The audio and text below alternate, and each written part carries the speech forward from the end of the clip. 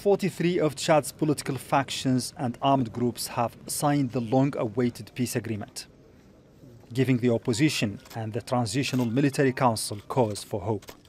It was a very tough and difficult talks, but what is important is the result which we got at the end of this long process. And I think that this agreement will lead us to a sustainable peace in Chad. A ceasefire, general amnesty and the national dialogue will be the first articles to be implemented. The dialogue, due to be held later this month in the capital in N'Djamena, is meant to lead to the formation of a government of national unity, constitutional reforms and democratic elections.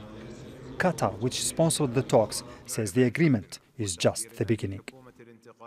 We are very hopeful that it will end hostilities between the different parties. It will move the process from military process to a political process and will allow for an easy transition towards the negotiations in Chad itself.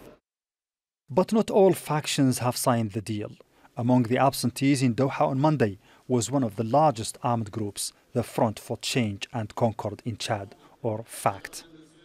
I think at the beginning we were a little bit sure that FACT will not sign.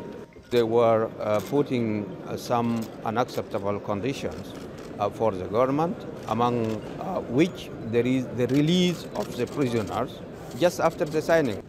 The peace agreement is still open, and then it's still open for everybody to can join the peace agreement in the future. So we urge, and then today I urge everybody who didn't sign, and then because this is a historic moment for the Chadians.